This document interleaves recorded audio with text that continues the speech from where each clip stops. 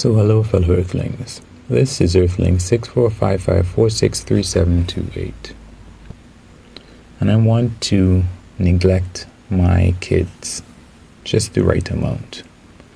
And by that I don't mean that they are malnourished or they're out in the streets at a young age running around unsupervised.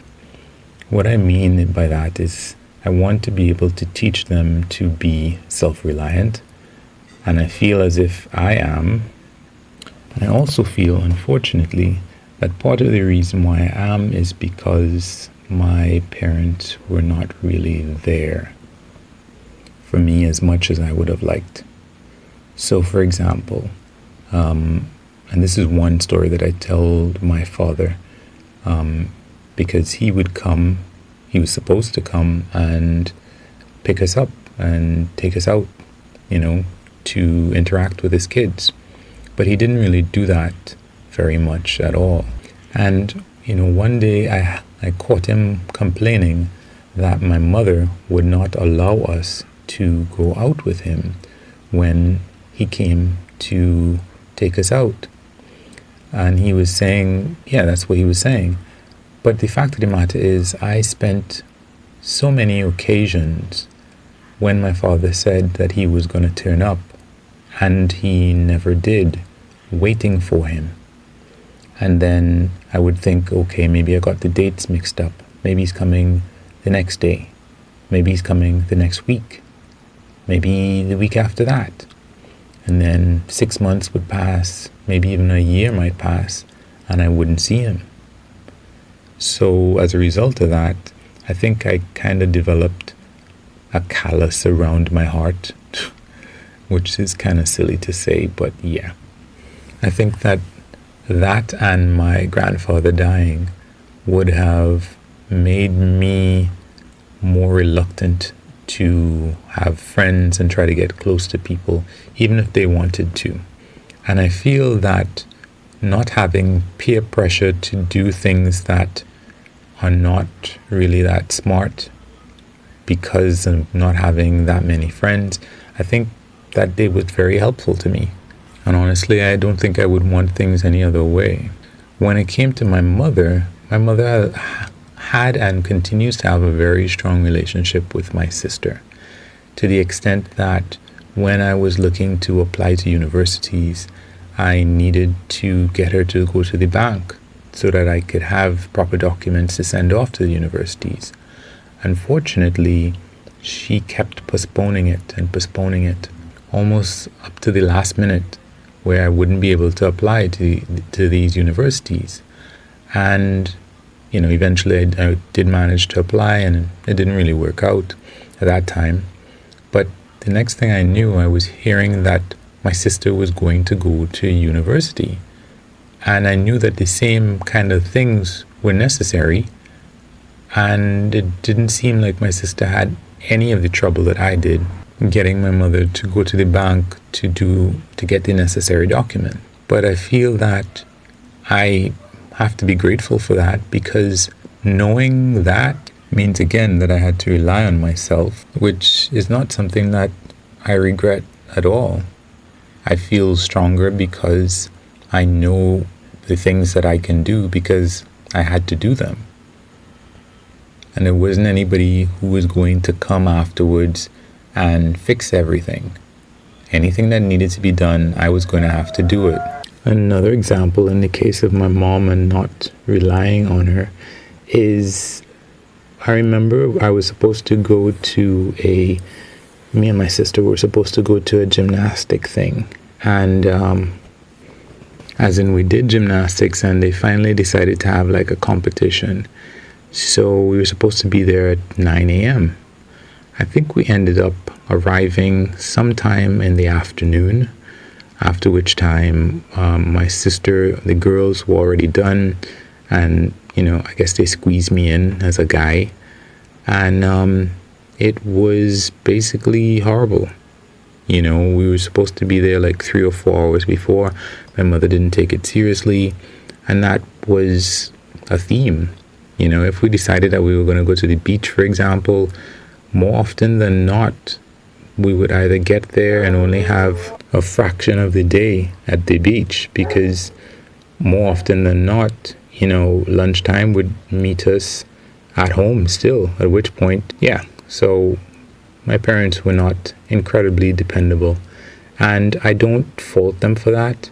I'm sure that they are the results of their parents, and their parents are the results of their parents, and so on and so forth. We're all experiments, and nobody's perfect, and there's no way to really fault people for just being who they are. That said, the end results of my independence, for example, my sister, to an extent, always had my mother to depend on, if not in that my mother could actually provide the exact help that my sister needed. At least she felt that she had my mother. And the end result is that I'm not incredibly close to my mother, but at the same time, I am satisfied with where I am in life and what I've been able to achieve, etc. So that's fine. And I wish that I could transfer that to my kids, if I ever have any kids. And I don't know how to do that exactly without neglecting them. And I don't even know if I'm capable of doing that.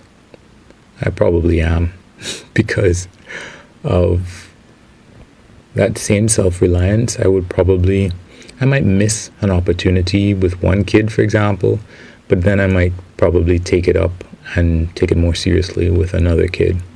So, but overall, I think in order to build up a certain amount of strength and self-reliance and independence, you have to let your kids go through some stuff. And undoubtedly, kids are going to conceal stuff from their parents anyway, so they're going to go through stuff. But I think that a parent needs to be able to know that their child might be going through some problems and allow them to go through that pain.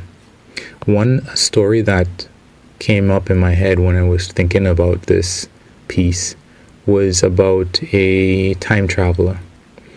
A guy who, on his time travels, he went to the past, was it? Right.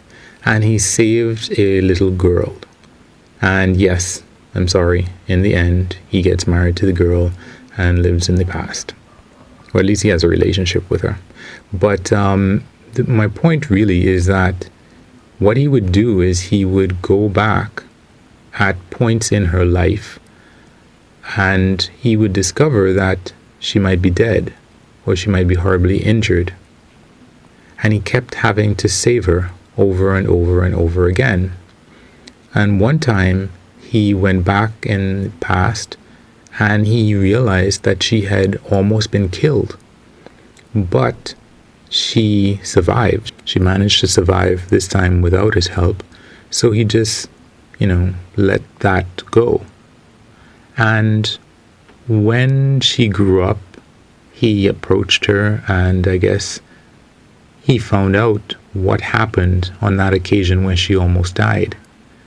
And it was, she always thought that she had a guardian angel, because these things would happen and someone would step in and save her. Somehow she would get through it. And that was him.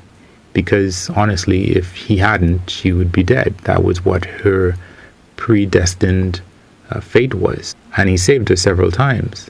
On the occasion when he didn't save her, she realized on that occasion that nobody was coming and that she would have to save herself. And she did that on that occasion. And she grew from it.